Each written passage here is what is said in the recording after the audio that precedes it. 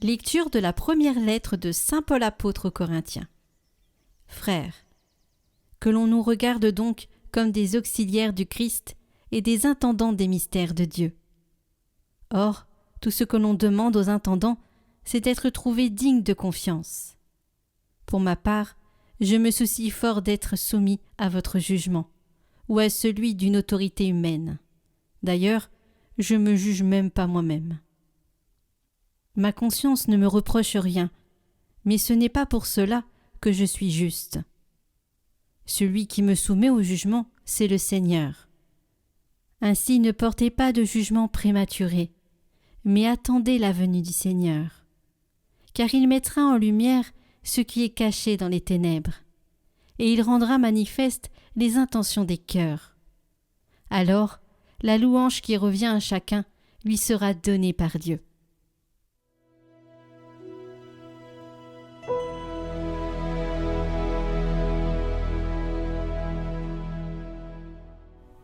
Le salut des justes vient du Seigneur.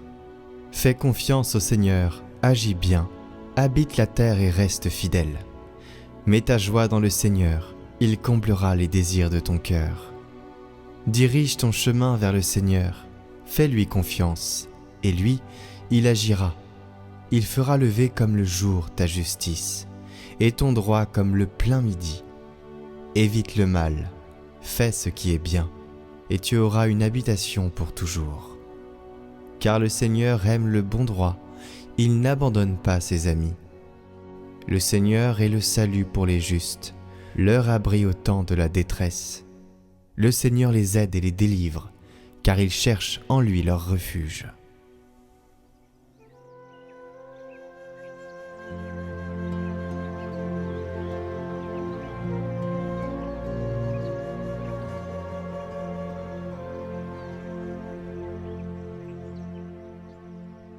Évangile de Jésus-Christ selon saint Luc.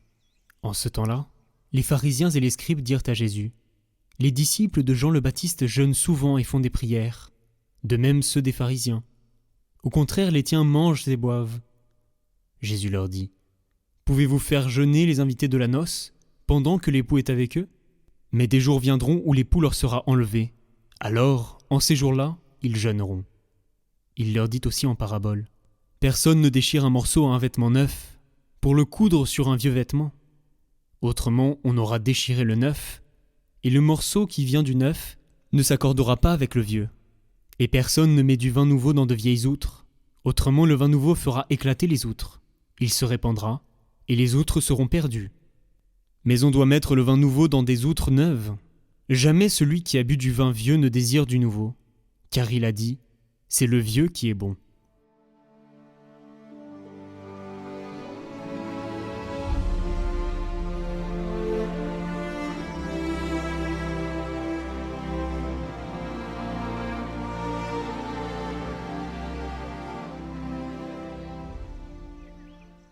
Commentaire de saint Augustin. Nous l'avons vu, écrit saint Jean, et nous en sommes les témoins. Où l'ont-ils vu ? Dans sa manifestation. Qu'est-ce à dire dans sa manifestation ? Sous le soleil. Autrement dit, dans cette lumière visible. Mais comment aurait-on pu voir sous le soleil celui qui a fait le soleil, s'il n'avait dressé sa tente sous le soleil, et semblable à l'époux qui sort de sa couche, ne s'était élancé comme un vaillant pour courir sa carrière. Il est avant le soleil, celui qui a fait le soleil. Il est avant l'étoile du matin, avant tous les astres, avant tous les anges. Vrai créateur, car tout a été fait par lui, et sans lui, rien n'a été fait. Voulant se faire voir à nos yeux, de chair, qui voient le soleil, il a dressé sa tente sous le soleil, c'est-à-dire a montré sa chair en se manifestant dans cette lumière terrestre. Et la couche de cet époux a été le sein de la Vierge. Car en ce sein virginal, ils se sont unis tous les deux, l'époux et l'épouse, le Verbe époux et la chair épouse. Comme il est écrit, ils seront deux en une seule chair. Et le Seigneur dit dans l'Évangile, « Voilà pourquoi désormais, ils ne sont plus deux, mais une seule chair. » Isaïe exprime au mieux comment ces deux ne font qu'un lorsque, parlant au nom du Christ, il dit « Comme un époux, il m'a couronné du diadème, et comme une épouse, il m'a paré de bijoux. » Un seul semble parler, et il se donne à la fois pour l'époux et pour l'épouse. Ils ne sont pas deux, mais une seule chair, car le Verbe s'est fait chair, et il a habité parmi nous. À cette chair se joint l'Église.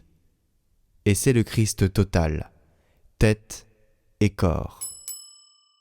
Et l'Église, chers amis, je me permets de rajouter un petit passage à ce commentaire de saint Augustin qui paraît bien sûr de ses propos, mais qui sont compliqués à comprendre pour nous, parce que c'est des propos qui sont tournés d'une manière qu'on n'a pas l'habitude d'entendre. C'est la chair du Christ se joint à l'Église. L'Église, c'est nous. C'est chacun de nous. Nous formons plus qu'un avec le Christ à chaque Eucharistie. Et en vue de cela, la vie éternelle, nous ne formerons plus qu'un en Dieu. Et je trouve ça magnifique le début de ce commentaire qui parle de comment Dieu s'est incarné de cette manière sous le soleil. C'est beau. Il a rejoint notre réalité. N'est-ce pas là un Dieu d'amour ?